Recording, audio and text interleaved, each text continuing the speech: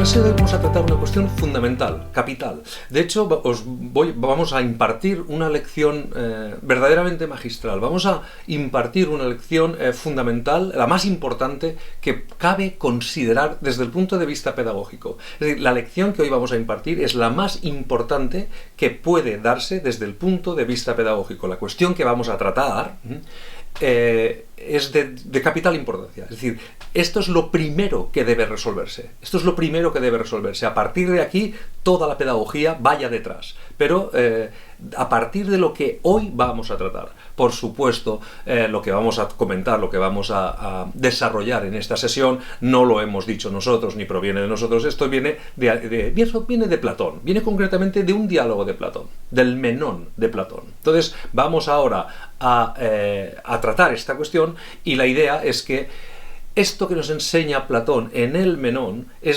tiene una vigencia, es decir, es sumamente necesario hoy en día. Es tan necesario hoy en día como en otras épocas. Es decir, esto no ha perdido un ápice de solvencia ni un ápice de potencia. Esta lección de Platón en el Menón es de hoy urgentísima necesidad. Es decir, insisto, no ha perdido ninguna vigencia, al contrario, esto va a permanecer para siempre. Para siempre. Esto no pierde. Por tanto, la lección ejemplar, magistral, la principal lección que cabe entender desde un punto de vista pedagógico, lo que vamos a desarrollar hoy, no es, por supuesto, nada que nosotros hayamos construido, sino, insisto, la referencia de un contenido capital que encontramos en el Menón de Platón. Esto es lo que vamos a ver hoy. Bien. Inmediatamente, lo primero que voy a hacer va a ser referiros la anécdota que sucede en el Menón y cuál es ese punto central tan importante de este diálogo de Platón. A partir de aquí, veremos un ejemplo, un caso, en el que se desarrolla esa enseñanza que Platón nos procura en el Menón. ¿Qué sucede en el Menón? Pues dicho y resumido muy brevemente, tenemos a dos personajes, en principio, luego aparecerá un tercer personaje. Protágoras y Menón. Menón es un sofista que se dedica a impartir clases pues con mucho éxito. Así, bueno, lo leeremos, porque él mismo refiere que habitualmente habla a grandísimos auditorios y que lo hace exitosamente. Luego tiene un prestigio. Ahora bien, van a discutir sobre qué cosa es la virtud. Menón dice que sabe qué es la virtud y que, insisto, en numerosas ocasiones, ante auditorios bien poblados, con numerosa asistencia, él ha hablado exitosamente sobre la virtud. Bueno, pues muy bien. Ahora bien, a las preguntas que Sócrates le hace, Menón no es capaz de dar una respuesta recta. Y entonces lo que hace Menón es, modifica la primera definición de virtud y entonces da otra virtud, cambia el sentido. ¿No? Cambias el sentido, entonces Sócrates vuelve a hacerle una pregunta atendiendo ahora al segundo sentido que acaba de dar de la virtud. Ya ha cambiado, Menón ya ha cambiado, ya ha improvisado una nueva respuesta. Bien. Después de 2 o 3 preguntas de Sócrates, a esas 2 o 3 respuestas que Menón va dando de la virtud, realmente Menón queda desarmado. Entonces leemos lo siguiente, porque está muy bien escrito también. Le dice Sócrates a Menón lo siguiente: tú, muy posiblemente, sabías lo que era la virtud, hasta que entraste en contacto conmigo, pero lo que es ahora, das la sensación de ignorarlo. Bueno, Sócrates es muy irónico, es decir, Platón nos muestra siempre a un Sócrates que tiene una gran ironía, y este tipo de frases tienen la marca esta irónica que Platón le confiere a su maestro. También lo tenemos en muchas ocasiones. No vamos a irnos ahora a referirlas, porque si no nos salimos aquí del cuento. Respuesta, ¿y qué es lo que dice? ¿Qué es lo que escuchamos a Menón después de haberse enfrentado dialécticamente a Sócrates? Pues esto es lo que dice Menón.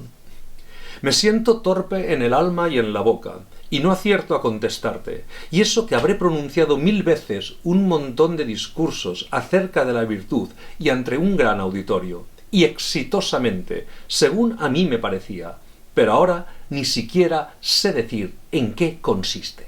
Bien, esto es lo que ha sucedido, y esto es de grandísima importancia, porque lo que ha sucedido aquí es que una persona instruida, con una capacidad dialéctica potente, se encuentra con un sofista, con alguien que enseña cosas que no sabe. porque cuando Sócrates le pregunta por la virtud,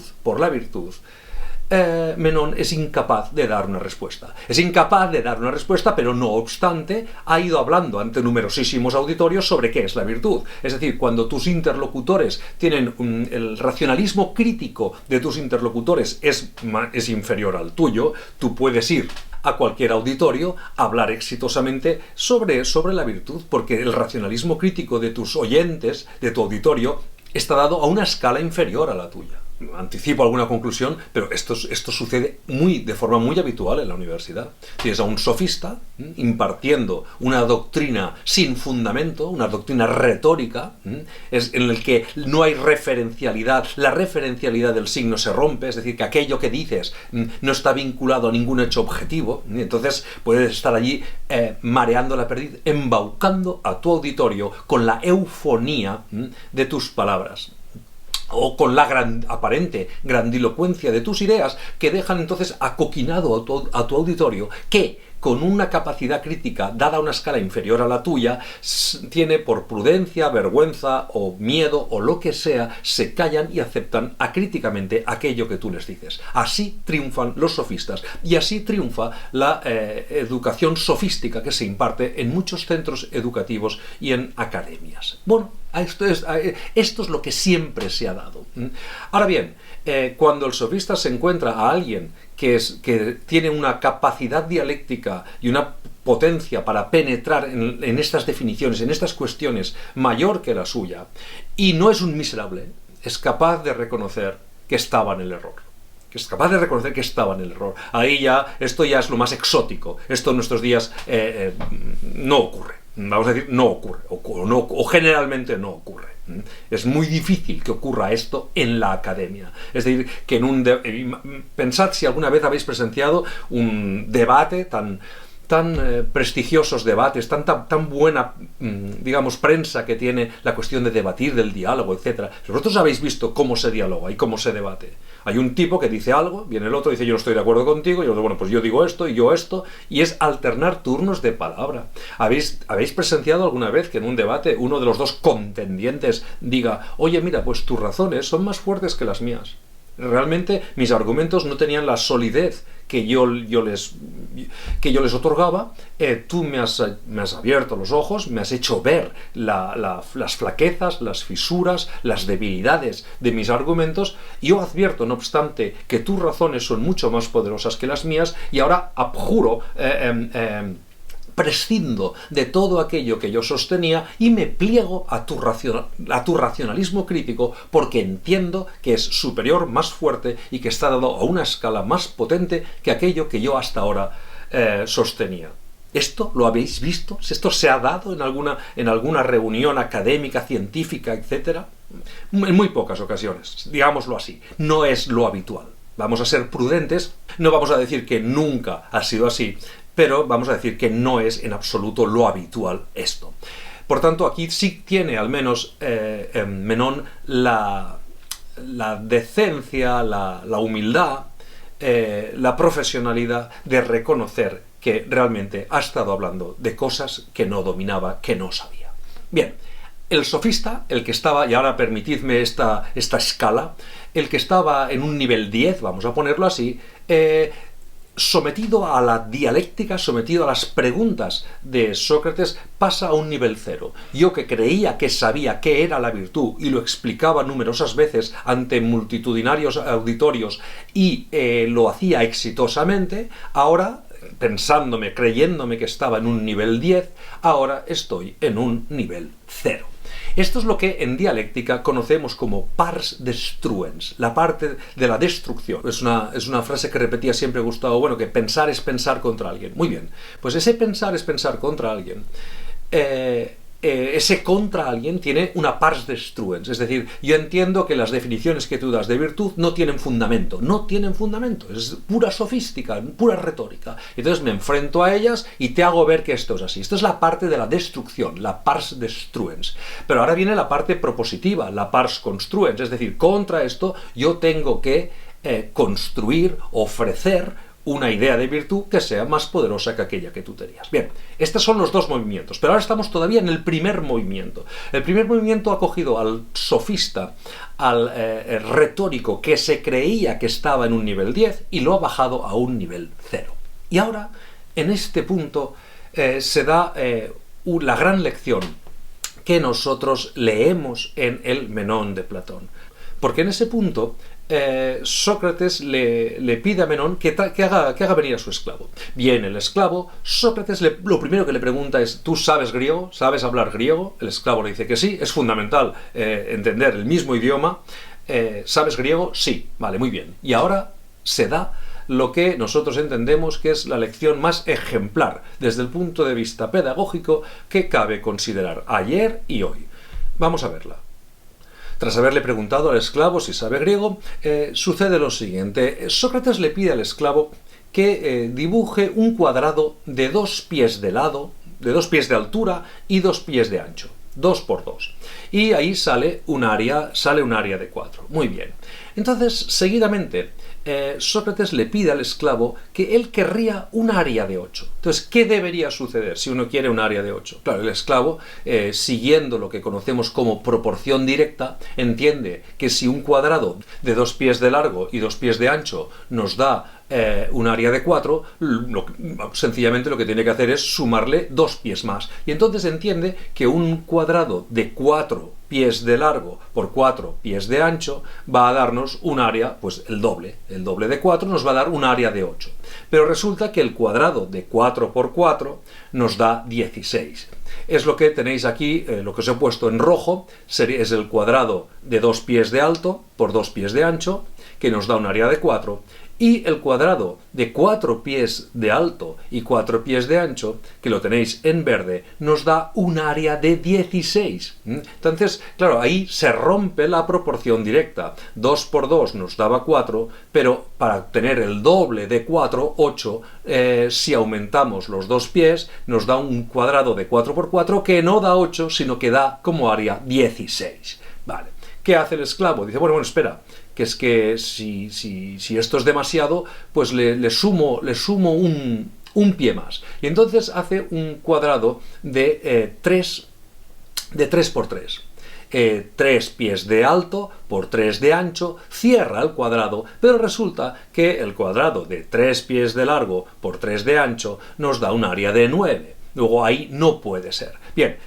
Entonces Sócrates ayuda al esclavo a dibujar lo que tenéis en esta imagen que ahora os sobrepongo, y es lo que tenéis en naranja. Es decir, une el punto medio de ese cuadrado de 4 por 4 con la altura, el punto medio del lado izquierdo de ese cuadrado, con el punto medio de la base del cuadrado, con el punto medio del lado derecho del cuadrado y con el punto medio de la parte superior del cuadrado. Trazando, como veis en esta otra imagen sobrepuesta, y aquí os he marcado el área que está cubriendo, y ahí lo que tenemos son 4 diagonales. Esas 4 diagonales, el cálculo del área que obtenemos de ese cuadrado da 8, que es lo que Sócrates solicitaba al esclavo de Menón, perdón.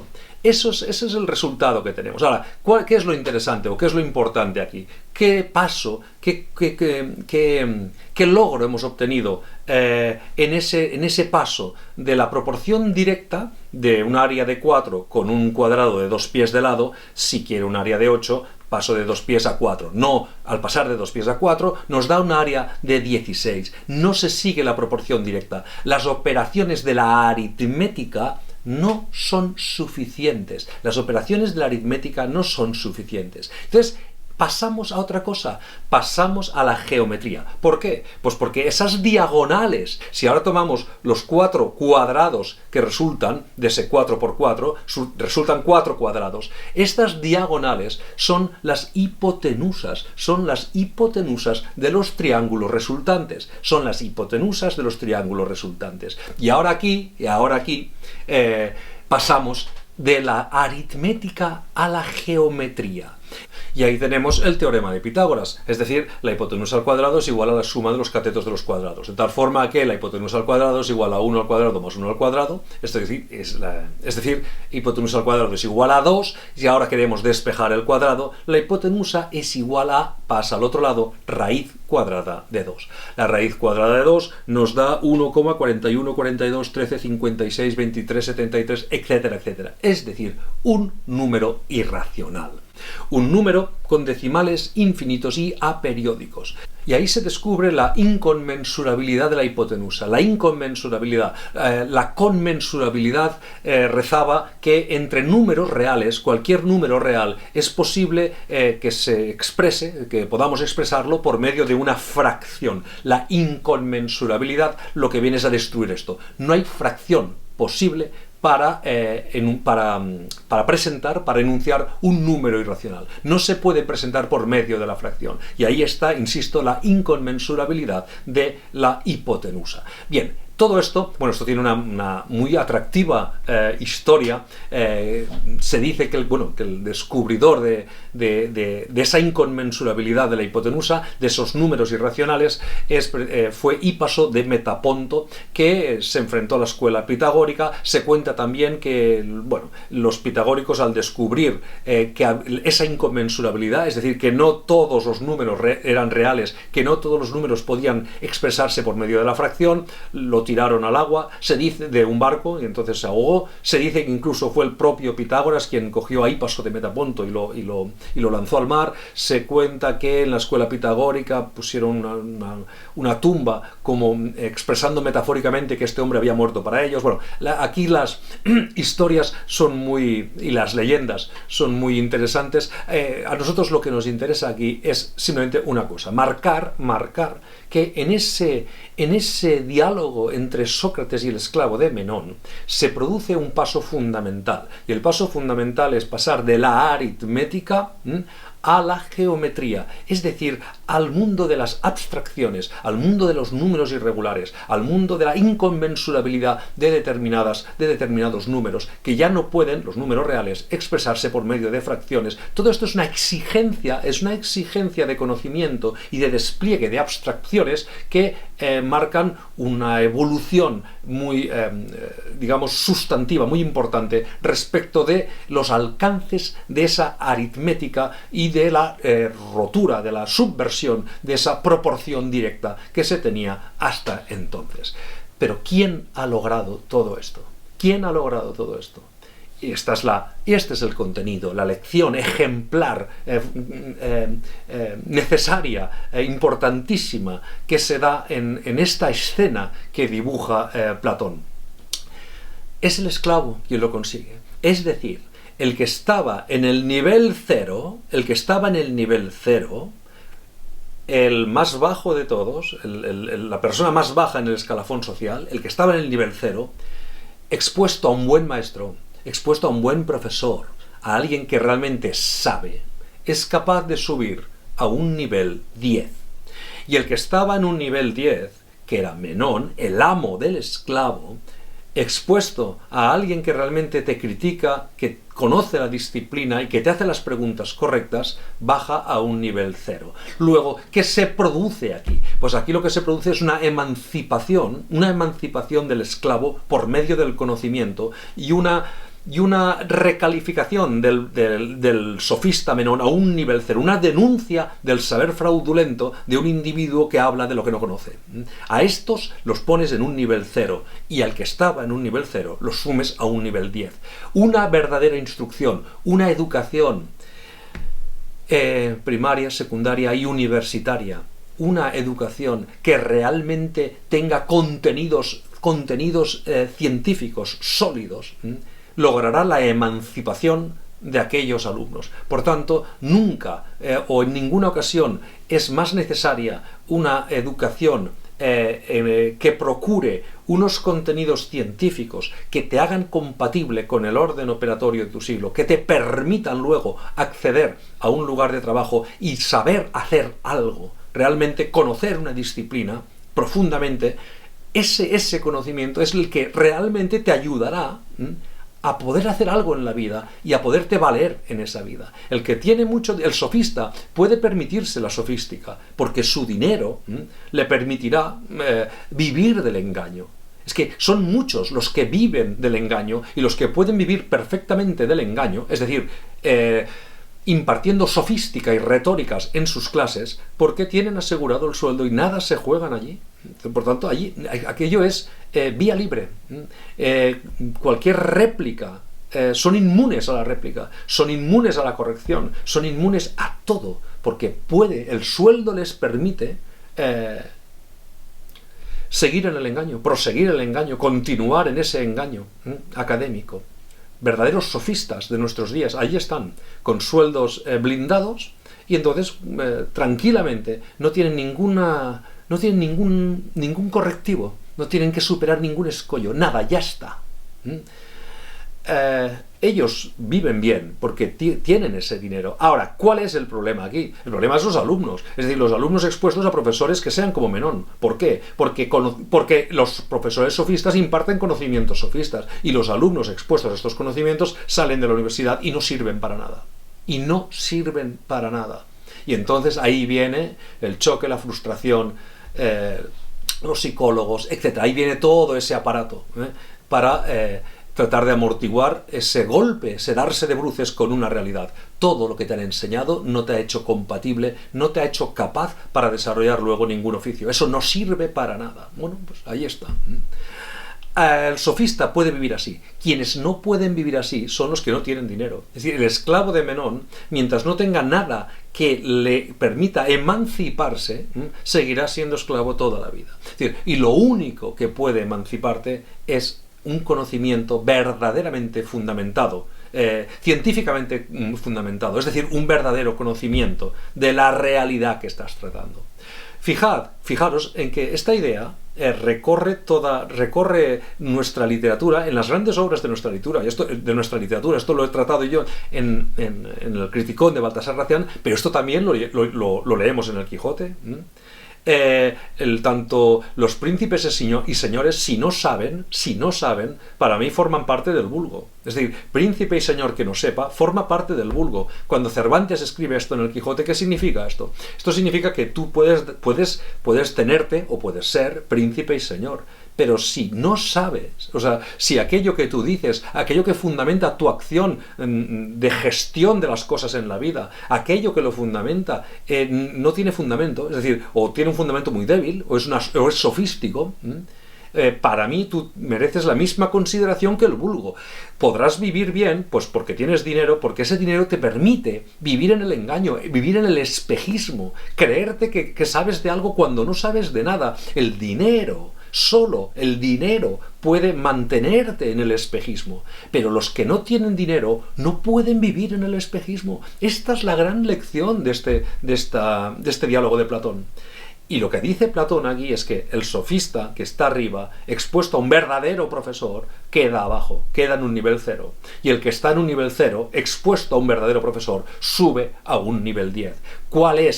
¿En qué consiste la emancipación del que nada tiene? En dotarse de un conocimiento que sea realmente, que tenga un buen fundamento, bien consolidado, y que te permita hacerte compatible con el orden operatorio de tu siglo. Esa es la gran libertad, la gran potencia que te confiere una educación en contenidos, una educación no tramposa, no sofística, etcétera, etcétera.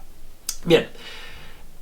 Esta es la lección fundamental que podemos considerar dentro del mundo pedagógico. O sea, ¿cuál es la mejor pedagogía que hay? La mejor pedagogía es aquella que consiste en dotar a tus alumnos, transmitir a tus alumnos conocimientos bien fundamentados, fuertes, que se hayan trabajado dialécticamente con otros conocimientos y hayan resultado vencedores de esos enfrentamientos dialécticos. Es decir, las ideas más fuertes, el saber más bien consolidado, el saber haber testado en el ejercicio de la dialéctica. Ahora os hablaré de la dialéctica, en ese poner a prueba lo que dices con lo que hay, y ir de lo que hay a lo que dices, y de lo que dices a lo que hay, esa circularidad, es decir, cada vez que hay nuevas realidades vas poniendo y sometiendo a prueba aquello que dices, no con lo que ya había, sino con lo que va apareciendo, como un test de resistencia, y entonces examinas la realidad, y los nuevos elementos de la realidad deben hacerte cuestionar las definiciones que tú habías dado de determinadas cosas, y en ese circularismo es donde puedes sacar de allí los conceptos y las clasificaciones más fuertes, más potentes, que den mejor cuenta de la realidad de las cosas. Ese es el verdadero ejercicio emancipador. Esa es la pedagogía más potente, más fuerte que cabe considerar. Bien, esto es lo que aprendemos en uno de los relatos, de los diálogos de Platón, que desde mi punto de vista tienen una importancia fundamental, capital.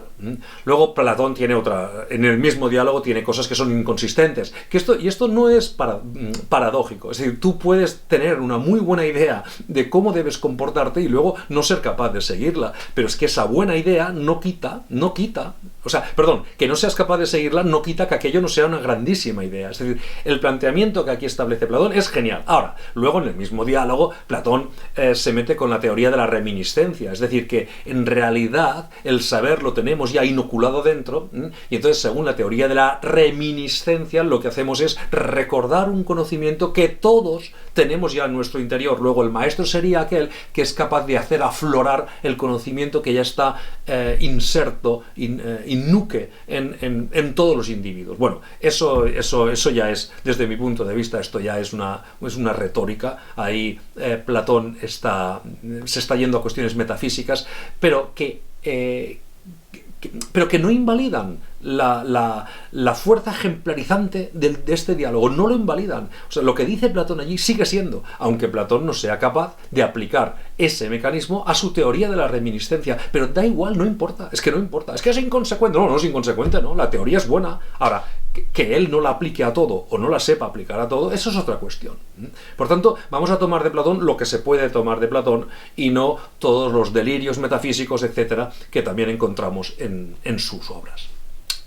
Repito, esto es muy importante, el que estaba en 10 pasa a 0, el que estaba en 0 pasa a 10. No importa nada, tu dinero, tu situación, no importa nada. Importa que tengas un buen profesor que sea capaz de procurarte, de enseñarte unas materias que tú desconoces y cuyo fundamento es fuerte, está muy bien consolidado, de tal forma que al adquirir estos conocimientos, tu potencia para desarrollar un oficio, una actividad, para hacerte compatible con la vida, con lo que te vas a encontrar al salir de la academia, sea realmente poderoso y no te expongas a un choque que acabe destrozándote. ¿Qué les sucederá, insisto, a los alumnos de los sofistas?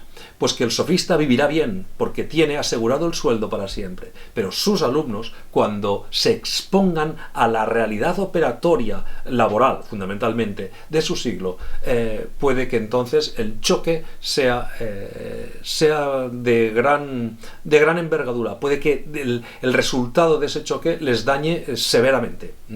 Porque entonces es cuando el espejismo se disuelve, y se disuelve siempre de forma dolorosa, de forma a veces terriblemente dolorosa. Quienes no sufren esto son quienes están blindados por el dinero, por su dinero, por el sueldo. Quienes no tienen que dar cuenta a nadie de nada de lo que hacen y pueden seguir impartiendo conocimientos fraudulentos. Esa es la gran diferencia.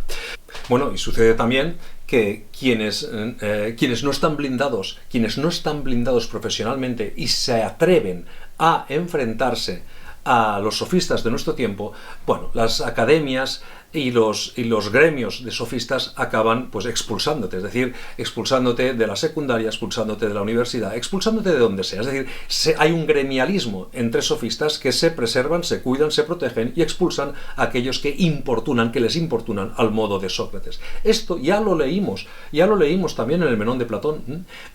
Expuesto al correctivo que le hace Sócrates, Menón le dice lo siguiente: me parece además una decisión acertada la de no haberte embarcado para marcharte a vivir fuera de aquí. O sea, si lo que has hecho aquí en Grecia lo haces en otra parte, cuidado lo que te puede pasar.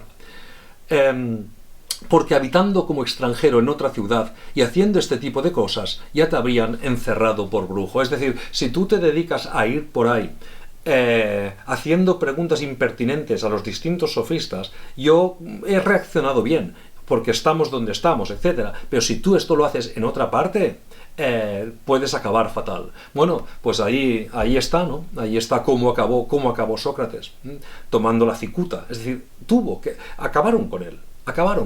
Luciano Cánfora tiene un libro que se refiere precisamente, no recuerdo el título exactamente, es La filosofía, un oficio peligroso o así, y refiere pues la cantidad de filósofos que perdieron la vida por enfrentarse a los sofistas de su tiempo. Esto siempre ha sido así y continúa siendo así. Si tú te enfrentas a los sofistas que hoy en día están en la universidad, los sofistas que están en la universidad te echarán de la universidad si no tienes blindado tu puesto laboral. Esto es así, siempre ha sido así y seguirá siendo así siempre.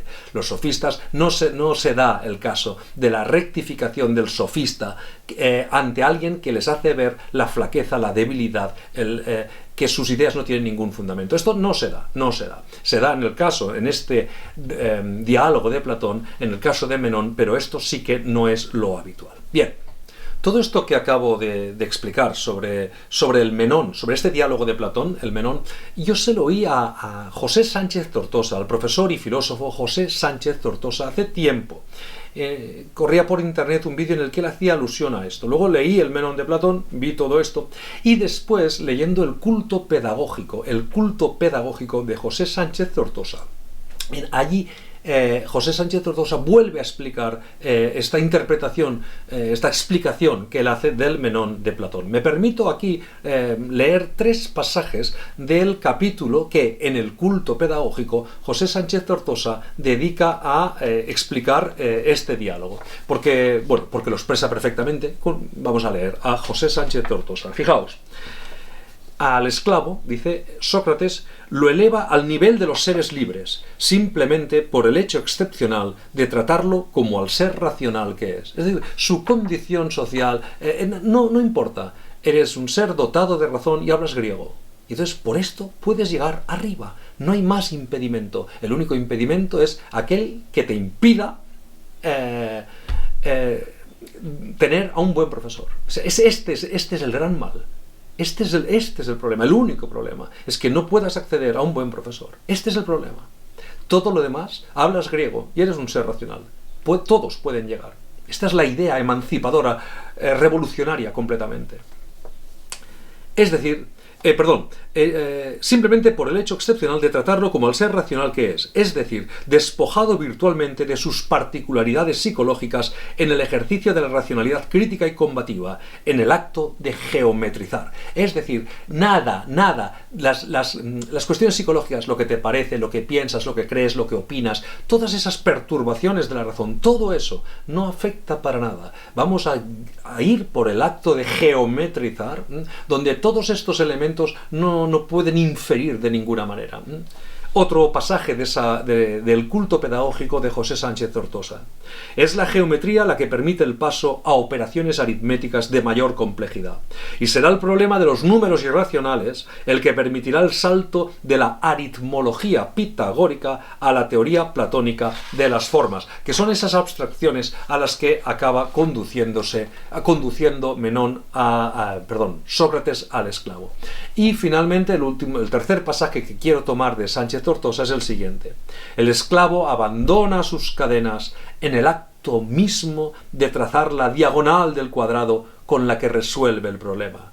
El esclavo deja de ser esclavo en ese proceso y solo en ese proceso, igual que el déspota disfrazado de orador ha dejado también de serlo. Es esto, es perfecto, no se puede decir mejor. Es decir, el esclavo deja de ser esclavo en ese proceso de trazar la diagonal, es decir, las hipotenusas. Y ahí está el salto que hemos dicho, los números irracionales, todo aquello. Al trazar la diagonal del cuadrado, establece la hipotenusa y a partir de aquí, etc. Hallará también el área que buscaba. En ese proceso y solo en ese proceso, es decir, la verdadera emancipación viene dada por el conocimiento, por un conocimiento conocimiento potente, por un conocimiento geométrico que desborda el conocimiento aritmético que se tenía hasta entonces. Es decir, quienes se preserven en la aritmología no van a poder hacer ese salto que te permite la geometría. Un salto que cualquier persona racional y que sepa el idioma lo puede hacer si está expuesto a un profesor que realmente sepa de lo que dice, de lo que habla. Un profesor que conozca la materia que está impartiendo. Ahí está el proceso revolucionario, esa grandísima emancipación. Y por contra, el déspota disfrazado de orador ha dejado también de serlo. Es decir, ha dejado de ser déspota. El esclavo deja de ser esclavo al trazar la diagonal. Y el déspota deja de ser déspota cuando lo rebajamos, cuando destruimos dialécticamente toda la sofística que había desarrollado exitosamente y en numerosas ocasiones ante auditorios también muy poblados, muy numerosos. Ahí exitosamente ese éxito del sofista queda anulado, queda pulverizado por el conocimiento adquirido por su esclavo y por las preguntas a las que le somete Sócrates. Esta es la gran enseñanza que nos da este diálogo de Platón. Y José Sánchez Tortosa, en El culto pedagógico y en otras obras suyas, ha tratado de esta cuestión, insisto, pero estos 3 pasajes provienen del culto pedagógico, una obra fundamental a nuestro entender. Bien, esto es lo que tenemos. Antes de cerrar la cuestión de este diálogo, porque ahora vamos a pasar a la vida-sueño de Calderón de la Barca, antes de cerrar este diálogo, permitidme leer 2 pasajes más de cómo cierra Sócrates su relación con Menón. Fijaos. Dice Sócrates: con todo, pretendo observar e indagar contigo cuál es su naturaleza de la virtud. Y ya que estamos de acuerdo en que hay que investigar sobre lo que no se sabe, ¿quieres que tratemos de indagar conjuntamente qué es la virtud? O sea, hemos dicho, esta es la pars destruens, la parte de la destrucción, y ahora viene la pars construens. Hemos visto la pars destruens de Menón, de 10 a 0, hemos visto una pars construens del esclavo de 0 a 10, es decir, ya se ha dado esto. Pero ahora Sócrates rescata a Menón, no lo abandona. Dice: oye, Menón, ven. Y ahora, a propósito de la virtud, porque ahora hemos hablado de aritmética y de geometría, pero ahora a propósito de la virtud, yo tampoco tengo muy claro qué cosa es. Te he hecho preguntas porque veo que tus argumentos son débiles, no tienen ningún fundamento. Entonces, no puedes ir diciendo esto. Ahora bien, tampoco tengo yo muy claro qué cosa es la virtud. Si quieres, ahora juntos podemos tratar de dar con esa respuesta. Y esta es la actitud. Y esta es la actitud. Es decir, dentro de una cordialidad, porque esa dialéctica debe llevarnos a la cordialidad. Pero solo se puede ser cordial cuando Menón reconoce que no sabe. Pero lo que no se puede ser cordial si Menón se enroca en sus argumentos falsarios, en sus sofisterías, en sus trampas, en sus engaños, y no cede. Allí no cabe la concordia, ahí no cabe esa afabilidad a la que se refiere Sócrates. Y voy a leer otro pasaje muy, muy íntimamente relacionado con esto que acabo de decir. Fijaos. Y si quien pregunta, dice Sócrates, es uno de esos sabios que gustan de disputar y contender, le contestaría: dicho queda por mi parte, y si no estoy en lo cierto, tarea tuya es examinar mi conocimiento y refutarlo. En cambio, si quisiéramos discutir de forma amistosa, como tú y yo ahora, sería preciso dar una respuesta más amable y más argumentada. Aquí Sócrates lo que está haciendo es no vamos a convertir esto en un espectáculo. Está diciendo, esto no lo vamos a convertir en un espectáculo. Es decir, yo ahora aquí no me quiero enfrentar a uno de estos discutidores, estos sabios que gustan de disputar y contender. Le contestaría: oye, yo he dicho esto, si no te gusta lo que yo he dicho o no, tal, bueno, pues di tú lo tuyo y punto. Y a mí déjame, porque no estoy aquí para montar espectáculos. Aquí estamos en teoría para ayudarnos y para aprender. Porque en ese aprendizaje y en esa construcción de saber y de conocimientos es fundamento de la emancipación de otros muchos, fundamentalmente de los alumnos. Luego, hay una tarea más importante que trasciende los egos y trasciende a los individuos, que es a la que está apelando aquí Sócrates. No quiero ahora ponerme a discutir con un discutidor profesional para montar un espectáculo público. No es esta la idea que tengo. Y aparte, no me interesan estos individuos. Yo necesito para esto una cordialidad, una afabilidad y una sintonía entre los dos. Vamos los dos porque tenemos ese objetivo que lograr, y deben darse las circunstancias que lo propicien, que faciliten esa indagación, esa investigación, ese conocimiento. Bien, esto es, ahora sí, lo dejo aquí, lo que sacamos de este diálogo. Insisto, remito a todos los que estéis interesados a la interpretación, que es la que he dado yo, la tomo, insisto, de José Sánchez Tortosa, de este diálogo de Platón. Lo tenéis en el Culto Pedagógico, y leer, por supuesto, el diálogo de Platón. Esto es lo que aquí tenemos. Esta idea, quiero insistir, he hablado del Quijote, está también en Gracián, está en otros muchos autores, la idea de que llamo vulgo al señor y al príncipe que no saben, deben entrar en el número de vulgo, lo dice así literalmente Cervantes, deben entrar en el número de vulgo, si no saben. La emancipación es el saber, y todo aquel que no te procura saber te condena, te quita la libertad, de hecho te quita la potencia. Aquí hago un paréntesis muy rápido porque lo acabo de decir y así ya lo redondeo y cerramos esto. En la primera modulación de libertad, lo que Gustavo Bueno llama libertad genitiva, es el querer, poder y saber. Hay otros tipos de libertad, pero lo más básico: yo quiero algo, si mi voluntad está forzada me quitan la libertad. Yo quiero, puedo y sé. Puedo, yo pues quiero ir a un sitio, no me lo permiten. Ese poder hacer las cosas, si me impiden hacer las cosas, me quitan la libertad. Querer, poder, pero ahí está el tercer elemento, saber. Si a mí no me procuran sabiduría, me quitan la libertad. Es decir, si mis profesores son unos sofistas, si la institución en la que estoy aprendiendo es una institución que ampara y protege y promueve la sofística, es decir, el engaño, el conocimiento fraudulento, quien me quita el saber, me quita la libertad. ¿Qué les sucederá a los alumnos que salgan de estas instituciones al no haber recibido un saber que realmente sea emancipador y que te haga compatible con tu siglo?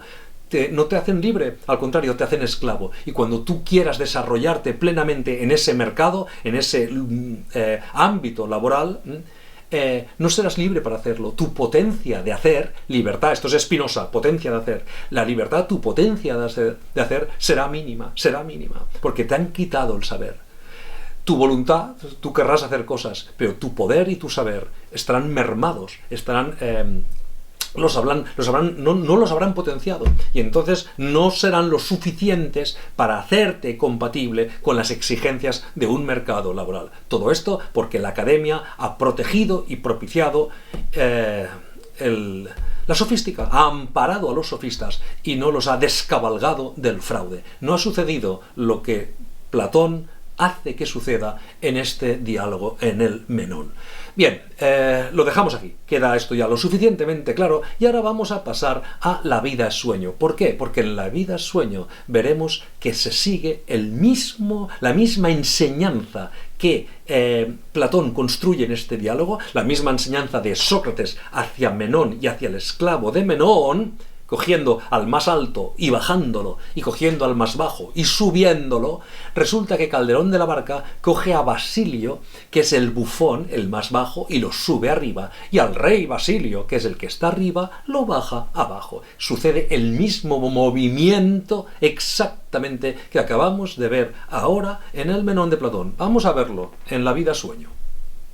Tenemos al personaje de Clarín, y ahora sencillamente vamos a leer qué dice Clarín de sí mismo. Así nos lo presenta. Este es el punto de partida. El punto de partida es que Clarín es un mequetrefe, es un bufón, es lo que él mismo dice. Leo: entremetido y de este oficio soy jefe, porque soy el mequetrefe mayor que se ha conocido. El mequetrefe mayor que se ha conocido. Este es el punto de partida. Segismundo: tú solo en tan nuevos mundos me has agradado. Clarín: señor, soy un grande agradador de todos los Segismundos. Bueno, porque es un miserable, porque cuando Segismundo sale de la cueva y despierta y cree que es rey, pues ahí está el mequetrefe Clarín agradándole. Es decir, es un tipo que no es íntegro, y es eso, es un bufón, es el personaje más bajo de esa obra. Muy bien, este es el punto de partida. Así lo quiere, insisto, Calderón de la Barca. Es un grande agradador de los jefes, o sea, un vendido un siervo completamente sumiso. ¿De quién? De los reyes, de aquel de Segismundo, que se creía rey en aquel momento. Muy bien, este tipo, el mayor de los mequetrefes, ¿cómo termina? Pues termina también inicia su final como una acción cobarde. Es decir, hay una lucha entre el rey Basilio y Segismundo, etc. Y entonces este tipo se tiene miedo y se esconde en una cueva. Pero con tal mala fortuna que recibe un disparo, tratando de huir de esa muerte que veía inminente en la batalla, resulta que trata de guarecerse en la cueva y una mala suerte acaba matándole. Y entonces el tipo dice lo siguiente, Clarín dice lo siguiente: soy un hombre desdichado que por quererme guardar de la muerte la busqué. Huyendo de ella topé con ella, pues no hay lugar para la muerte secreto. Quería huir de la muerte y resulta que la muerte me ha encontrado en el sitio al que yo iba para huir de ella. De donde claro se arguye que quien más su efecto huye es quien se llega a su efecto. Se arguye claramente, o sea, ahora se entiende claramente que quien más trata de esquivar la muerte, más se expone a ella. Bien, por eso tornad a la lid sangrienta luego, que entre las armas y el fuego hay mayor seguridad que en el monte más guardado, que no hay seguro camino a la fuerza del destino y a la inclemencia del hado. Y así, aunque a libraros vais de la muerte con huir, mirad que vais a morir, si está en Dios que muráis. Luego todo está en manos de Dios. Cuidado con lo que hacéis. Mirad que vais a morir si está en Dios que muráis. Muy bien. Él dice esto desde la cueva. Y resulta que el rey Basilio escucha lo que dice Clarín dentro de la cueva. Es decir, escucha lo que dice Clarín sin saber que es Clarín quien lo dice. Por tanto, son la fuerza de la razón y no la autoridad, no la fuente. No es quien lo dice, sino es la solidez del argumento. Entonces, Basilio escucha esto sin saber, insisto, que es Clarín quien lo enuncia, quien lo pronuncia. Y entonces, mirad que vais a morir, si está en Dios que muráis. Escucha esto Basilio, el rey, y dice lo siguiente: mirad que vais a morir si está en Dios que muráis. ¡Qué bien! Hay cielos, persuade nuestro error, nuestra ignorancia, a mayor conocimiento, este cadáver que habla por la boca de una herida, siendo el humor que desata, sangrienta lengua que enseña, que son diligencias vanas del hombre cuantas dispone, contra mayor fuerza y causa. Pues yo, por librar de muertes y sediciones mi patria, vine a entregarle a los mismos de quien pretendí librarla. Está muy bien esto. ¿Qué hace aquí Basilio? Fijaos, en primer lugar, el rey glosa el contenido educacional, el saber. Repite el contenido educacional. Insisto, mirad que vais a morir si está en Dios que muráis. Acto seguido, lo que el rey hace es reconocer que está en el error. Es lo mismo que Menón, él reconoce que está en el error. Dice: qué bien persuade nuestra ignorancia a mayor conocimiento. O sea, esta voz que está aquí agonizante persuade nuestra ignorancia a mayor conocimiento. O sea, yo que creía que estaba arriba, estaba abajo, pero ahora esto es lo que me hace subir. Sigamos. Vuelve ahora a glosar. Ahora glosa, antes lo repetía el contenido educacional, y ahora lo que hace es glosarlo mínimamente. Dice lo siguiente: esta lengua agonizante enseña que son diligencias vanas del hombre cuanto dispone, contra mayor fuerza y causa. Es decir, lo que nosotros queramos hacer contra la voluntad de Dios es vana esperanza, ¿no? Y finalmente, el rey revisa su acción política a la luz de lo que acaba de aprender. Este aprendizaje le lleva a cuestionar y a criticar y a darse cuenta de que su acción política como gobernante estaba equivocada. Y lo dice literalmente. Dice: pero yo, por librar de muertes y sediciones mi patria, vine a entregarle a los mismos de quien pretendí librarla.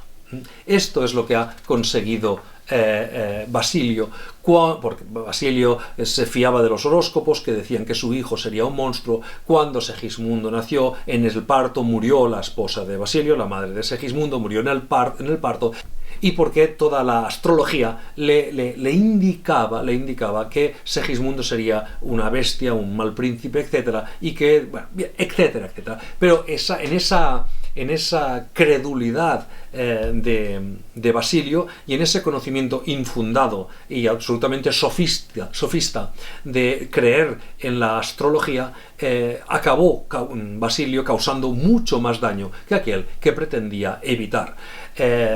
Ahora todo esto lo descubre, no tarde, porque Calderón de la Barca va a hacer que Basilio y Segismundo finalmente acaben entendiéndose y se acabe reconociendo a Segismundo como un buen príncipe. Muy bien, sí, como un buen rey, pero primero ha tenido que darse el reconocimiento por parte de Basilio de su error. Y ese reconocimiento por parte de Basilio de su error viene por la enseñanza que le ha procurado ¿quién? Clarín, el mequetrefe, el mayor mequetrefe que cabe en el reino, el bufón, el grande agradador de todos los Segismundos. ¿Qué ha hecho Calderón de la Barca aquí? Calderón de la Barca ha tomado al mequetrefe, ha tomado al buzón y le ha hecho expresar el contenido sapiencial más poderoso de toda la vida sueño.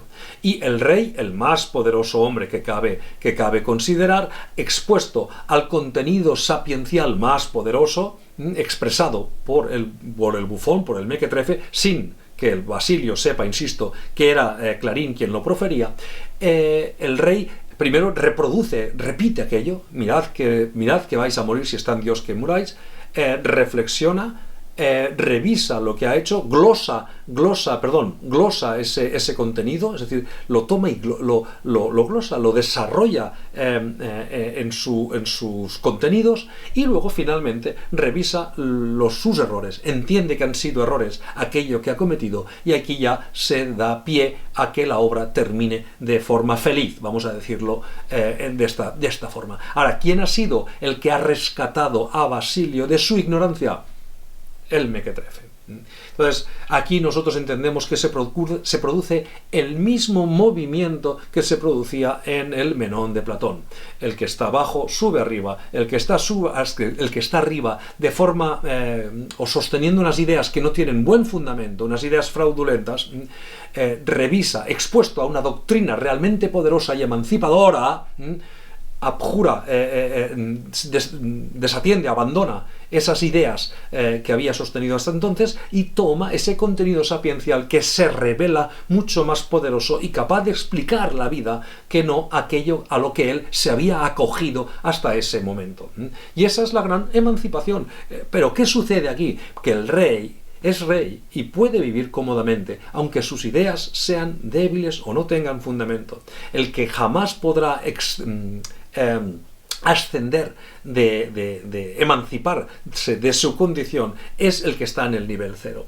Clarín ha aprendido todo esto en el curso de la obra, expuesto a la fábula, expuesto a la narración, a la historia que construye Calderón de la Barca, expuesto a todos los movimientos que suceden allí. Aquello permite que Clarín llegue a formular esa gran condensación de todo lo que estamos viendo o lo que hemos ido viendo a lo largo de la obra. Esa es la potestad que Calderón le confiere al personaje más bajo de todos. El personaje más bajo que, expuesto a lo que ha sucedido, que es un aprendizaje, es capaz de formular el contenido sapiencial más importante de la vida sueño. Bien, adviértase que Calderón de la Barca no escribe negro sobre blanco las ideas que acabamos de expresar. Es decir, esto nosotros lo inferimos de la fábula. Es decir, leyendo con atención la vida sueño, el lector extrae de la fábula, de las acciones y de las conversaciones de los personajes,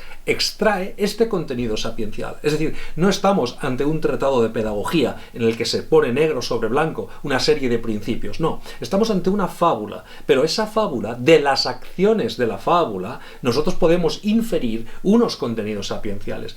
Digo esto porque en otras sesiones, en otras clases, hemos visto que la obra literaria tiene tres constituyentes: la fábula, el contenido estético y el contenido lógico, pero que estos tres constituyentes se dan en sin bloqueo, es decir, de forma entretejida, de forma conjugada. De tal forma que las ideas no tienen por qué estar planteadas literalmente negro sobre blanco, sino que al conjugarse con la fábula podemos nosotros inferirlas de esa fábula. Y yo creo que este es un muy buen ejemplo de esa conjugación entre las fábulas, los contenidos estéticos, es decir, las formas del decir, y las ideas. Una obra no va por partes, sino que estos tres contenidos que podemos distinguir, pero no los podemos separar, porque, insisto, todos estos contenidos educativos de la vida-sueño, todos estos contenidos los extraemos de las acciones y diálogos que se dan en la fábula. Véase, por tanto, esa conjugación. Hemos dedicado algunas clases a esta cuestión y no es una cuestión menor, al contrario, es importantísimo, es importantísimo. Las ideas en literatura no tienen por qué formularse literalmente que también, porque todo lo puedes hacer, que también, sino que en muchas ocasiones esos contenidos, esas ideas están diseminadas, disueltas en las fábulas, en las historias que construyen los autores literarios. Este es el caso de la vida-sueño, de los contenidos educacionales, de esa idea de pedagogía que encontramos en la vida-sueño y que nosotros sostenemos que es la misma que Platón sostiene en el Menón. Es exactamente lo mismo. Y vamos a cerrar con lo que hemos dicho al principio, pero que conviene repetirlo. Solo pueden mantenerse en el espejismo, en la sofística, aquellos que tienen las espaldas cubiertas. Con un sueldo asegurado puedes dedicarte toda la vida a la sofística. Quienes lo van a tener mal van a ser tus alumnos, porque expuestos a un conocimiento sin fundamento, completamente débil, deficitario, retórico, fraudulento, no les estás mermando la libertad, les estás quitando el saber. Quien te quita el saber, te quita la libertad. Y tu potencia de hacer. Entendemos libertad como potencia de hacer al modo spinosiano.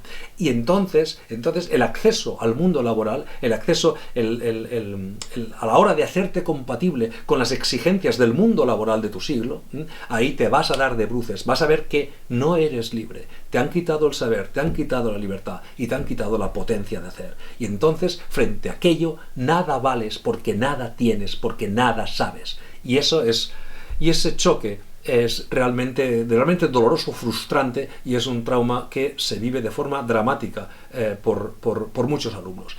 Lo contrario a todo esto es la capacidad, la fuerza emancipadora que nos procura un verdadero profesor, un profesor que domine la disciplina, que sepa de lo que habla y que te procure un conocimiento que sea emancipador. Es la única opción que tienen los que no tienen dinero. Para aquel que no tiene dinero, tener a un mal profesor es una condena. Un mal profesor es una condena para los que no tienen dinero. Bueno, esto es importantísimo. Es decir, el esclavo de Menón puede emanciparse, puede ascender en conocimiento porque tiene un buen maestro. Del mismo modo, Menón, que se creía que sabía, el sofista Menón, expuesto a un buen maestro, queda reducido, lo bajamos de 10 a 0, subimos al esclavo de 0 a 10. Admitidme estas escalas. Estas escalas tienen un valor pedagógico, ilustrativo de lo que queremos decir. Ahora bien, ahora vamos a pasar a la segunda cosa. Hay dos cosas fundamentales tanto del diálogo del Menón, de Platón, como de la vida-sueño. En primer lugar, la fuerza emancipadora que tiene una buena educación. Y luego, la segunda cuestión fundamental, y es la que vamos a ver ahora con otro pasaje de la vida-sueño, es la importancia de la dialéctica. Voy ahora a presentar la dialéctica, la voy a contradistinguir del diálogo muy rápidamente, porque no es la materia de este vídeo, y entonces analizamos este pasaje de la vida-sueño. Pero fijaos, el diálogo tiene una muy buena reputación. Todo el mundo está a favor del diálogo, por el diálogo, y es más, si alguien dice que el diálogo es una estupidez, una pérdida de tiempo, pues tendrás muy mala fama y probablemente ya te lancen unos determinados adjetivos que es muy fácil anticipar. Bien, la cuestión es que, ¿qué cosa es el diálogo? Bueno, pues el diálogo, según los diccionarios, porque aunque el diccionario no es nuestro amigo, el diccionario, vayan ustedes a buscar ética y moral al diccionario y luego vean que cómo el diccionario resuelve determinados significados. Bien, pero no vamos a entrar tampoco en esto, estoy ahora liando un poco. Diálogo. Muchas veces se entiende como dos personas que hablan, que es la clave. El diálogo es alternar turnos de palabra, punto. Aunque algunos diccionarios y en algunas otras lenguas, si buscáis diálogo en distintas lenguas, lo confunden con la negociación, porque se entiende que el diálogo es una suerte de alternancia de turnos de palabra, pero buscando el acuerdo, buscando una suerte de justo medio. Y ahí ya se asemeja mucho ese diálogo a la negociación. Pero claro, esto tiene una serie de peligros tremendos, porque es que hay cosas sobre las que no se puede dialogar. O sea, no podemos dialogar si tú afirmas que existe la ley de la gravedad y yo digo que no existe la ley de la gravedad, lo que no podemos quedar es que, bueno, existe un 50% de ley de la gravedad. Entonces, esa contaminación de la reputación del diálogo como negociación, acuerdo, entente, etcétera, es bien intencionada y es mítica, es bien intencionada. Diálogo, fundamentalmente, atendiendo a los fenómenos, es alternar turnos de palabra. Y esto lo vemos en el Congreso, salta uno, oye, usted ha robado, y el otro dice, no, en lugar de decir yo no he robado, pruébelo usted, etcétera, el otro le responde, y tú has robado más, no, pero tú más, tú empezaste. Bueno, pues como un juego de niños. No se escuchan los unos a los otros, las réplicas no son a lo que uno de los parlamentarios ha dicho, la réplica es a lo que este hombre entiende que le conviene mejor decir en aquel momento, y a eso le llaman diálogo. Sucede también en las terribles tertulias televisivas. Bueno, pues salta un periodista adscrito a una determinada ideología, dice cualquier cosa y salta al otro defendiendo a los suyos, diciendo cualquier otra que no tiene nada que ver, no tiene por qué tener nada que ver con lo que ha dicho el otro. Y están dialogando. O sea, el diálogo se asocia a la paz, a la entente, al acuerdo, etcétera, pero esos contenidos que abocamos en el diálogo son bien intencionados, son psicológicos, son de eso, bien intencionados. Es decir, de una buena persona, no es que hablaremos y solucionaremos el problema, no. Hablaremos y lo que haréis será intercalar turnos de palabra, alternar turnos de palabra, nada más.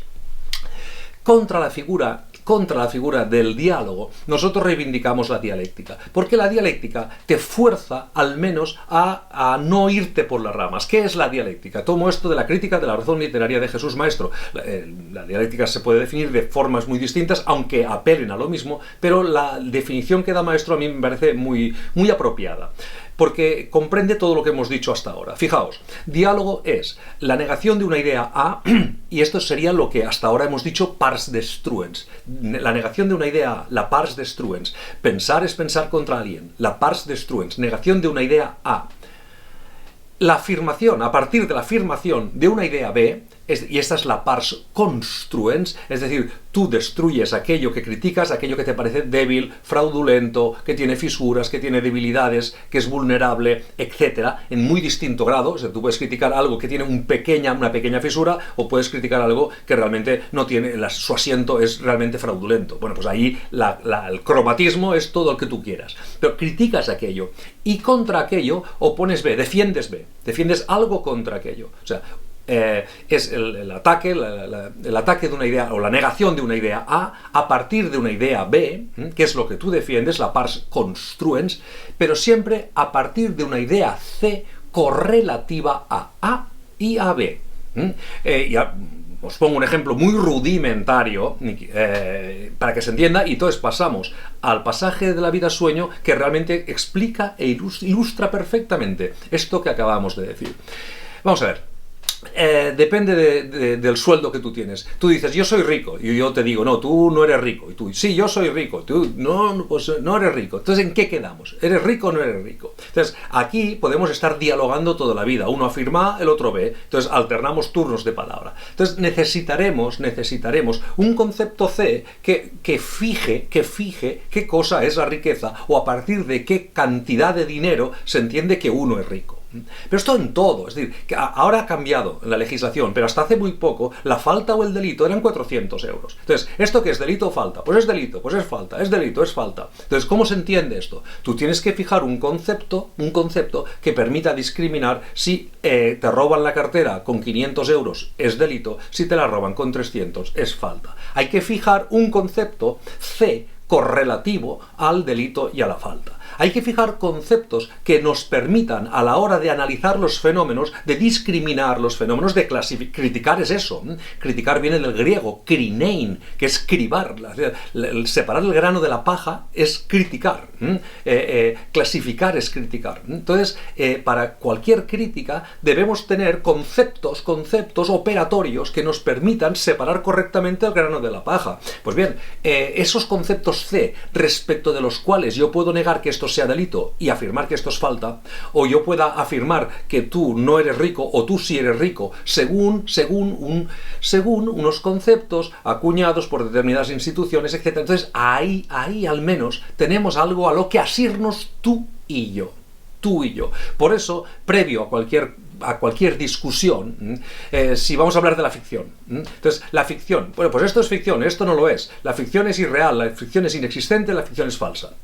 No, pues la ficción no es ni irreal, ni inexistente, ni falso. No dice lo irreal, no dice lo inexistente y no dice lo falso. Y tú dices que sí, que dice lo irreal y lo inexistente y lo falso. Bueno, pues entonces defínela. Entonces, cualquier debate sobre la ficción, lo que exige de entrada es una definición de ficción a partir de la cual nosotros podamos examinar si lo inexistente, lo irreal y lo falso forma parte de los contenidos de esa definición de ficción. Pero esto sucede en todo. Y una definición es más fuerte que otra cuando esta definición da mejor cuenta de los distintos fenómenos de los que se está tratando que esta otra. Cuando esta teoría puede explicar la teoría contraria, pero esa otra teoría contraria, desde sus presupuestos, no puede explicar la teoría primera. Entonces, digo todo esto, que son cuestiones de teoría de la ciencia, que no podemos ahora desarrollar, porque ya sé lo que pasa con todo esto. Es decir, y este concepto C que tú fijas porque tú lo fijes, no, porque tú lo fijes no. O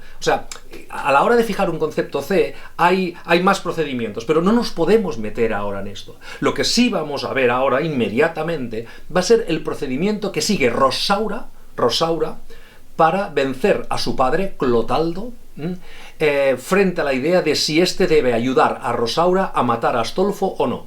Os planteo el caso y pasamos ya directamente a leer. En su día, bueno, Clotaldo es el padre de Rosaura, pero él no sabía que tenía una hija, luego sí lo sabe, bien.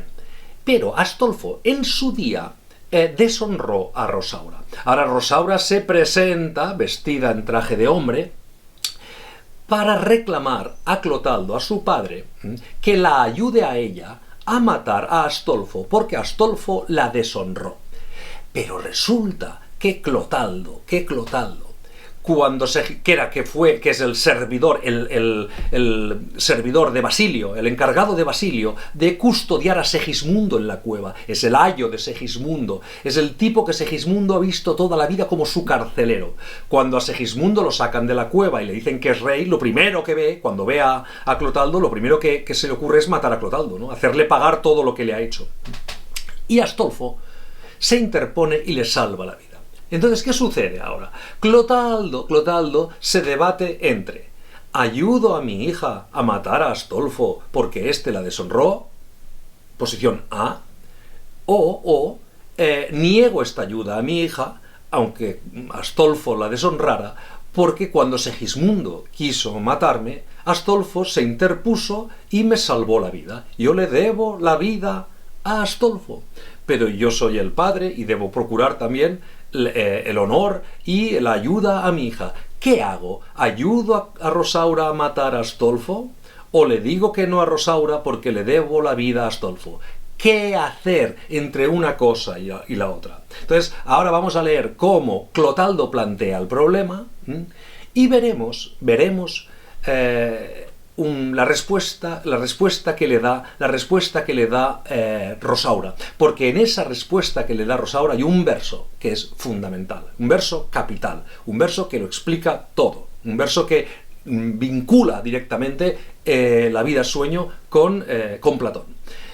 Vamos a ver ahora cómo Clotaldo plantea el problema y luego vamos a ver la respuesta de Rosaura y luego veremos cómo sigue. Venga, vamos a ello. Dice Clotaldo: pues ¿cómo yo ahora, advierte, teniendo alma agradecida, a quien me ha dado la vida, le tengo que dar la muerte? A Astolfo, ¿cómo le tengo que dar la muerte? Y así, entre los dos partido, el afecto y el cuidado, viendo que a ti te la he dado, y que de él la he recibido, yo te he dado la vida a ti, porque soy tu padre, pero yo la he recibido de él también. No sé a qué parte acudir, no sé qué parte ayudar, no sé a quién ayudaros de los dos. Si a ti me obligué con dar, de él lo estoy con recibir. Yo me obligué a ti, estoy obligado a ti porque te di la vida, pero estoy obligado a él porque de él la recibí, ¿no? Ahí está planteado.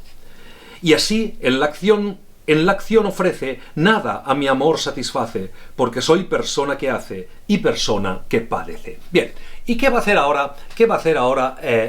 Rosaura? Rosaura ve que su padre se debate entre la obligación por haber dado la vida y la obligación por haber recibido la vida. Y no sabe determinar qué pesa más, si una cosa o la otra. Fijaos que ahora estamos en una situación de diálogo. O sea, sí, te tengo que ayudar a ti, sí, pero le debo la vida, sí, pero a ti te la di y soy responsable de ello, pero la recibí de él y debo ser agradecido. Y así, esto es ad infinitum. El diálogo, esta alternancia de turnos de palabra, si no tiene algo que lo fije, que lo ancle en la realidad, si no tiene un concepto C correlativo a lo que se afirma y a lo que se niega, entonces ese diálogo, insisto, se eterniza, o se convierte en un diálogo de besugos, que es lo que habitualmente sucede. Vale. Ahora va a intervenir Rosaura. Ahora interviene Rosaura. Y fijaos su razonamiento. Es muy bueno la forma en que Calderón le hace hablar a Rosaura. No tengo que prevenir que en un varón singular, cuanto es noble acción el dar, es bajeza el recibir. Lo repito, porque esto es fundamental. No tengo que prevenir que en un varón singular, es decir, en una persona noble como tú, una persona singular, noble, destacada, cuanto es noble acción el dar, es bajeza el recibir. Es decir, cuando el noble, cuando el poderoso es generoso con los que tiene abajo, es generoso, aquello le realza su poderío. Cuando da, se crece. Pero en una persona noble, en una persona de semejante estado, cuando tienes que recibir, el recibir es como una humillación, porque se supone que en tu estado no deberías necesitar el auxilio de nadie. Es decir, al necesitar auxilio de alguien, estás reconociendo tu debilidad, tu flaqueza, etc. Lo repito, no tengo que prevenir que en un varón singular, cuanto es noble acción el dar, es bajeza el recibir. Es bajeza el recibir. Esto siempre me ha recordado, si recordáis la lista de Schindler. ¿Conocéis la lista de Schindler? Esa película sobre los campos de exterminio. Y está Schindler, que es ese empresario que salvó a tantísimos judíos. Y está en un campo de concentración, está en la terraza de un jerarca nazi, y ese hombre pues está con un rifle desde la terraza, y entonces pues va mirando judíos y los va matando. Y entonces Schindler está horrorizado con lo que está sucediendo y le dice, espera, no dispares. Digo, ¿por qué? Digo, porque claro, disparar lo puede hacer cualquiera. Ahora bien, perdonar solo lo puede hacer un César. Entonces ahí aquel jerarca nazi, el capitán del campo de concentración, dice, cuidado, eso es verdad. Es decir, perdonar solo lo puede hacer un César, y el hombre, pues allí ensoberbecido, pues deja de matar, de dispararles a esos prisioneros, porque entiende que así, dando, está situándose muy por encima de todos ellos. Es precisamente esto que acabamos de leer aquí. No tengo que prevenir que en un varón singular, cuanto es noble acción el dar, es bajeza el recibir. Y ahora viene la clave. Y este principio asentado, dice Rosaura, y este principio asentado, no has de estarle agradecido, supuesto que... Pero paro. Y este principio asentado, ¿qué significa esto? Esto C, es C. Este principio asentado es C. Es decir, para determinar si me tienes que ayudar a mí, o si le debes la vida a Astolfo y por tanto no me vas a ayudar. Para determinar esto necesitamos C, un concepto correlativo a lo uno y a lo otro.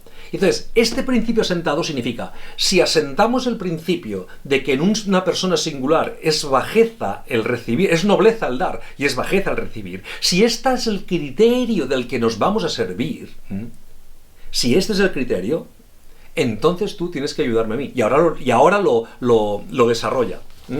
Y este principio asentado no has de estarle agradecido, supuesto que si él ha sido el que la vida te ha dado y tú a mí evidente cosa, es que él forzó tu nobleza a que hiciese una bajeza y yo una acción generosa. Claro, si en un noble recibir es deshonroso y es una bajeza, y él te dio la vida, Astolfo te dio la vida porque te preservó la vida, cuando hizo aquello te obligó a tener que recibir la vida de otro. Y eso, para una persona noble, según el principio asentado, es bajeza. En cambio yo te permití dar la vida, por tanto, te permití hacer una nobleza. Y yo una acción generosa. Luego estás de él ofendido, luego estás de mí obligado, supuesto que a mí me has dado lo que de él has recibido. Está muy bien, ¿eh? Estás de él ofendido por hacer una bajeza y estás de mí obligado, supuesto que a mí me has dado lo que de él has recibido. De él has recibido la vida, pero tú a mí la vida me la has dado. Luego, al darme la vida, has hecho una acción noble conmigo y te has rebajado con él. Esta es la idea. Supuesto que a mí me has dado lo que de él has recibido. Y así debes acudir a mi honor en riesgo tanto, pues yo prefiero cuanto va del dar al recibir. Este es el razonamiento, en el que no participan cuestiones psicológicas, en el que no participa nada. Es sencillamente, oye, vamos a ver, aquí hay que tomar una decisión. O sea, o me ayudas a mí o no me ayudas. Y estás barajando dos posibilidades, que tú me diste la vida, pero que él te salvó la vida. Vale, muy bien. ¿Y ahora cómo se resuelve esto? Pues ahora se resuelve esto con una idea que sea correlativa a las dos opciones que estamos considerando y que sea capaz de instruir nuestro criterio para determinar finalmente qué hacemos. Entonces yo te propongo un principio asentado. Este principio asentado es que en una persona noble es bajeza al recibir y es nobleza el dar. Y aquí lo que se trata es de que tú a mí la vida me la has dado, pero que él te ha dado la vida a ti, tú la has recibido de él. Luego, él a ti, que eres noble, te ha obligado a hacer una bajeza y yo una acción noble. Claro, ahora Clotaldo solo tiene, si nos regimos por la dialéctica, que es lo que aquí estamos haciendo, Clotaldo solo tiene una posibilidad. Dos posibilidades. La primera, acatar la lógica de Rosaura. Pues lleva razón. Este principio asentado nos lleva a esto. Este principio asentado es un principio fuerte y por tanto, pues yo te voy a ayudar a ti. Esa es la primera opción. Pero no va a ser tan rápido. ¿Qué va a hacer Clotaldo? Clotaldo va a hacer la otra posibilidad. Va a optar por la otra posibilidad. ¿Cuál es la otra posibilidad? Cambiar el principio C. Es decir, es que el criterio que tú has marcado, has fijado, este principio C, realmente tiene flaquezas, no es operatorio. Entonces, tiene debilidades. Ahora voy a cuestionarte el principio C. Voy a procurarte, si esto es C1, ahora te voy a dar C2. Te voy a dar otro principio asentado, otro criterio para determinar si te ayudo a matar a Astolfo o no debo o si debo ayudarte a matar a Astolfo. Voy a enfocar esto desde otra perspectiva, desde otro principio C, que puede ser más fuerte que el tuyo. Bueno, vamos a ver qué pasa. Y esta es la lógica, la razón, el principio asentado que Clotaldo le ofrece ahora a Rosaura. Aunque la nobleza vive de la parte del que da, el agradecerle está de parte del que recibe. Y pues ya de dar es sabido, ya tengo con nombre honroso, el nombre de generoso. Déjame el de agradecido. Es decir, generoso y honroso ya soy, pero no soy agradecido, no he podido ser agradecido. Luego aquí se establece otra perspectiva. Déjame ahora, puesto que, insisto, generoso y honroso ya he sido para contigo, déjame ahora ser agradecido para con él. Y entonces a la honra y a la generosidad podré sumar la condición de ser una persona agradecida. Pues le puedo conseguir siendo agradecido cuando liberal, pues honra tanto el dar como el recibir. Bien, muy bien jugado por parte de Clotaldo. ¿Y ahora qué le sucede a Rosaura? Ahora Rosaura solo puede hacer dos cosas. Decir, Clotaldo, tu principio C, C2, este principio asentado que acabas de presentar, es más fuerte que C1, que lo que yo te he dicho antes. Y por tanto me pliego a tu razón y, pues no mates a Astolfo. Esta es la posibilidad primera de Rosaura. ¿Cuál es la segunda posibilidad de Rosaura? Pues enfrentarse a C2, hacerle ver a Clotaldo que el criterio, que el principio asentado que acaba de fijar es débil, no se aguanta. Entonces va a tratar de destruir C2, va a tratar de destruir el principio asentado fijado por Clotaldo. Y lo hace de la siguiente manera. Esto es buenísimo. De ti recibí la vida, y tú mismo me dijiste, cuando la vida me diste, que la que estaba ofendida no era vida. Luego yo nada de ti he recibido. Es decir, una vida ofendida no es vida. Luego, si una vida ofendida no es vida, tú a mí no me la has dado. No puedes pasar por generoso y honroso para conmigo, puesto que dándome una vida que ha sido una vida ofendida, una vida ofendida no es dar verdaderamente una vida. Luego, ese verbo dar vida no me la has dado, porque vida ofendida no es vida. Pues vida, voy a leer. Pues vida, no vida ha sido la que tu mano me dio. Y si debes ser primero liberal que agradecido, como de ti mismo he oído, es lo que acabas de decir, que me des la vida espero que no me la has dado. No me has dado todavía la vida. Si ahora tú quieres ser agradecido, como tú dices que quieres ser, dame la vida y así te lo agradeceré, porque lo que tú a mí me has dado no puede llamarse vida, puesto que ha sido una vida deshonrosa, una vida ofendida. Y pues el dar engrandece más, sé antes liberal, serás agradecido después. O sea, si el dar es prioritario respecto del agradecer, y tú a mí la vida no me la has dado, porque la vida que he vivido, vida ofendida, no es vida, debes ser primero dadivoso y después agradecido. Es decir, yo voy primero, yo voy antes que Astolfo. Bien, y en este punto, claro, ahora Clotaldo, ¿qué hace? Pues ahora Clotaldo tiene dos opciones.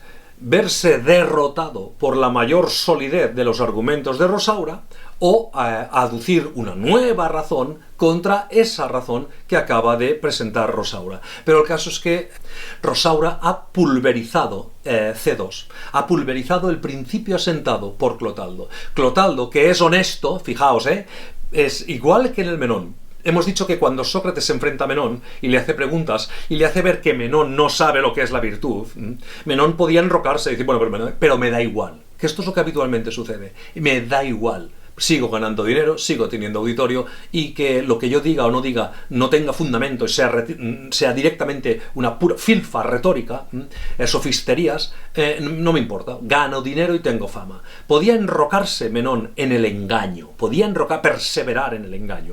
Pero ya hemos dicho en su momento que Menón tuvo aquí dignidad, humildad, tuvo aquí un buen comportamiento, reconoció la mayor fuerza de Sócrates y se plegó a la razón de Sócrates, reconociendo que no sabía lo que era la virtud.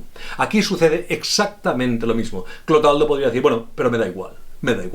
Es lo de la razón de la fuerza o la fuerza de la razón. La fuerza de la razón no la tengo, pero tengo la razón de la fuerza. Yo soy más fuerte que tú, tengo una posición jerárquica mayor que tú, etc. Y me dan igual tus razones. Esto es lo que habitualmente sucede. Pero aquí Clotaldo se comporta correctamente.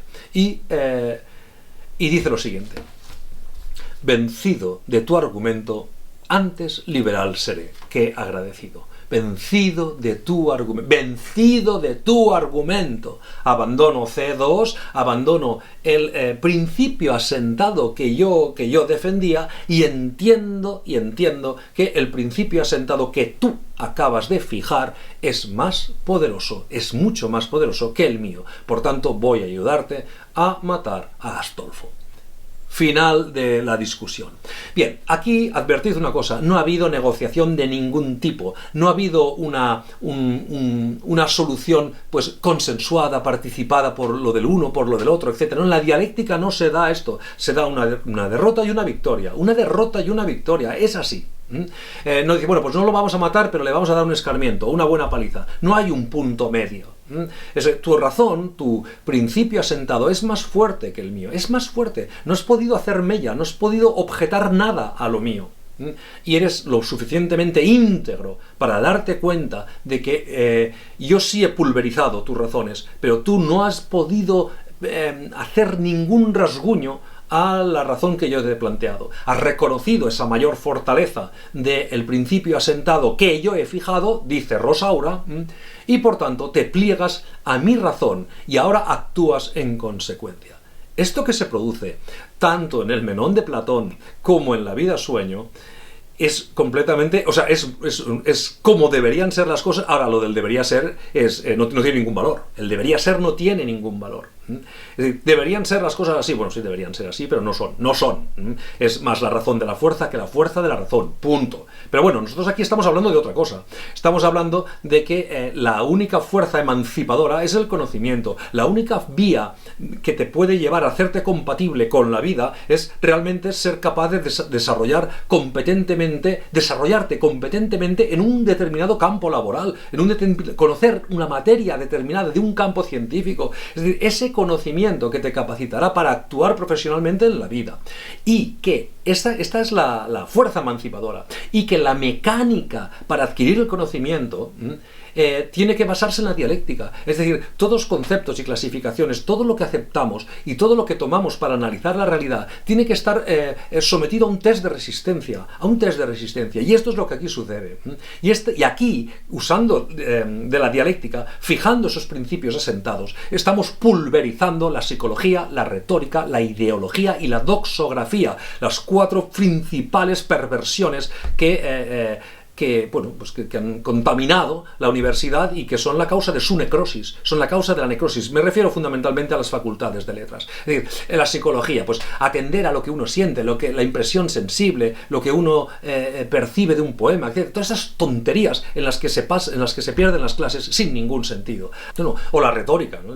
Es empezar a hablar de los traspasos de la ficción a la realidad. ¿Cómo que traspasos de la ficción? Tú puedes referirte a pasar a un salto que se da de la ficción a la realidad y de la realidad a la ficción. Pero si tú esto lo dices en clase, esto es pura retórica, porque no hay nada más que la realidad. Es decir, la ficción forma parte de la realidad. Pero tú esto deberías tener la diferencia, esto lo tomamos de bueno, de los conceptos conjugados o conceptos dialécticos. Concepto dialéctico es frío o calor, dialéctico. Es decir, si tú a la nieve le aplicas calor, pues la nieve se derrite. Eso es dialéctica. Pero los conceptos conjugados es la idea que explicaba Bueno, el ejemplo que ponía Bueno, entre un hombre. El hombre es previo al padre.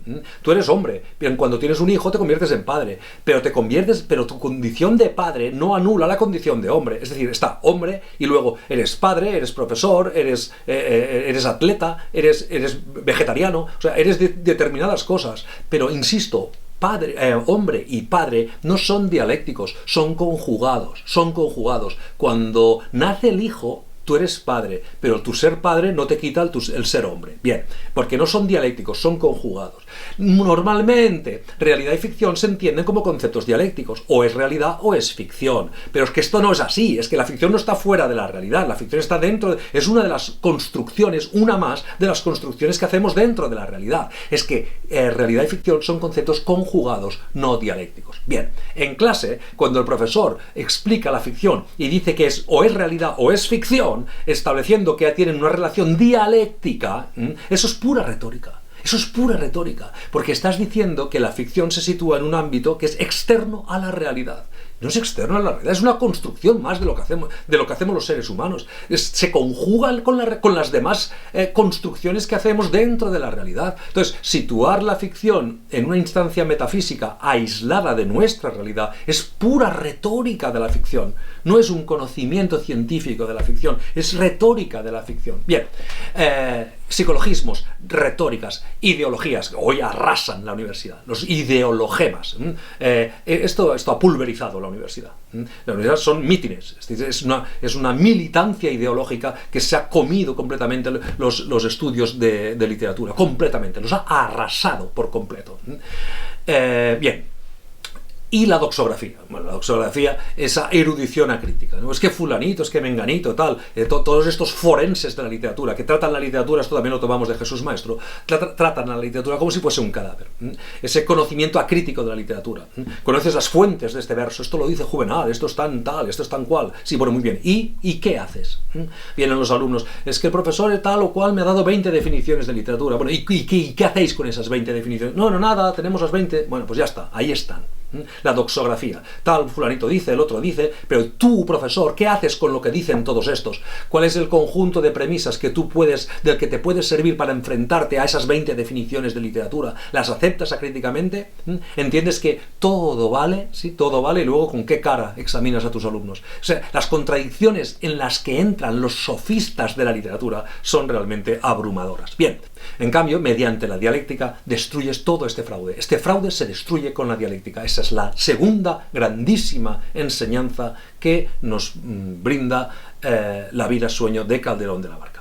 Y fijaos en la analogía que podemos establecer perfectamente entre el Menón y la vida sueño. Tenemos a Clarín, el más bajo de todos, que es el que pronuncia el contenido sapiencial de más alta importancia. Tenemos al rey Basilio, que estaba arriba, que cuando se expone a la enseñanza que le procura el personaje más bajo, Clarín, hace 4 cosas. En primer lugar, repite, pasmado, aquel contenido sapiencial. En segundo lugar, reconoce que nos rescata de nuestra ignorancia a un mayor conocimiento. Es decir, se reconoce ignorante. Esto es lo mismo que Menón, y es lo mismo que va a hacer luego Clotaldo. Luego, en tercer lugar, glosa ese contenido y finalmente modifica su proceder, modifica su acción, se pliega a aquel logos. ¿Qué sucede con Rosaura y Clotaldo? Exactamente lo mismo. Clotaldo está expuesto a un logos más poderoso que el suyo. Entonces, tiene la humildad y la corrección de entender que está en el error, de que aquello no tiene un fundamento sólido, su C2, su principio asentado, y lo prescinde de él y se pliega al logos más poderoso de Rosaura, al C1, se pliega a aquello y entonces, pues a partir de aquí, luego ya la historia sigue de otro modo, pero se pliega a ayudar a Rosaura, es decir, a modificar su comportamiento, se reconoce ignorante de aquello y que su posición era más débil que la de Rosaura, es exactamente igual que el rey Basilio con Clarín, y es exactamente igual que Menón con Sócrates.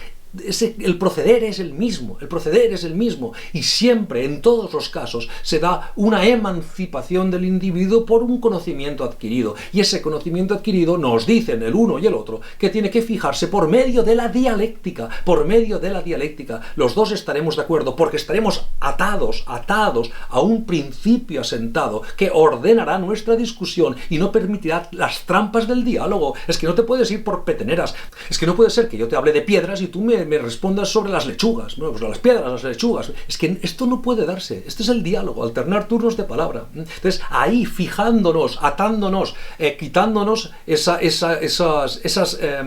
inhibiciones. Ahí está ese principio asentado C, obligándote a atender un logos común. Cuando te cargas el logos común, inauguras el caos.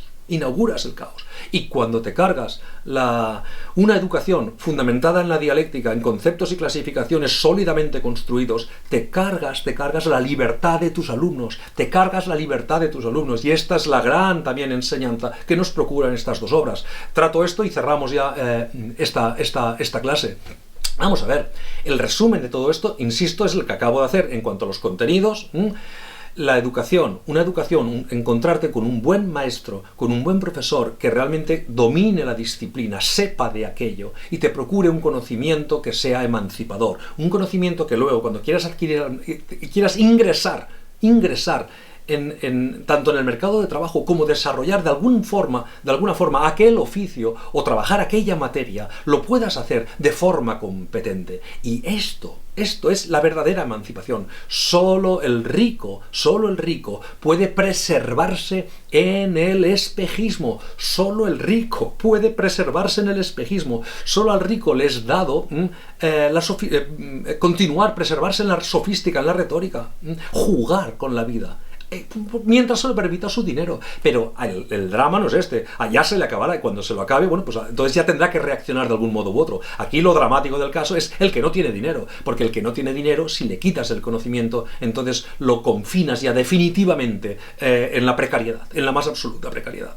Y cuando no es la precariedad, es en la enfermedad. Porque salir de una carrera, encarar el mercado de trabajo y darte cuenta de que no sirves para nada, de que no te han capacitado para hacer nada, de que no puedes dar ninguna respuesta a las exigencias de ese mercado de trabajo, o mercado de trabajo, entiéndase, al desarrollo de la disciplina que tú has trabajado, cuando no te puedes dedicar a aquello o no te puedes dedicar de forma competente a aquello, y entonces ves las exigencias que determinadas instituciones te van a plantear satisfacer y que no las puedes satisfacer, ese choque, ese darse de bruces contra la realidad de tu siglo, acaba, insisto, se vive de forma traumática, y muchas veces conduce al individuo a la patología.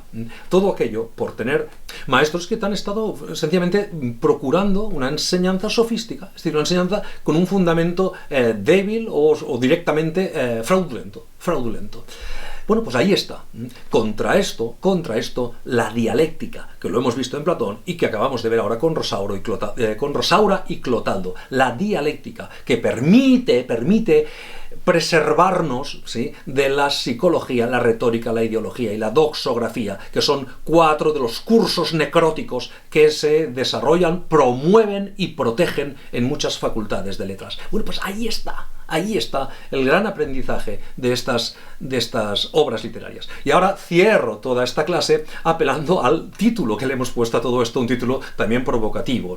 La mejor lección, la lección magistral, la única clase posible, la primera clase de pedagogía. Bien, pero sí, o sea, tiene un punto de desafío y un punto irónico, pero realmente así lo creo. Es decir, esta es la clase que debería principiar cualquier carrera profesional en este ámbito educativo, en este ámbito pedagógico. Esto es así. Y esto sucede fundamentalmente, se ve muy bien en el área de literatura.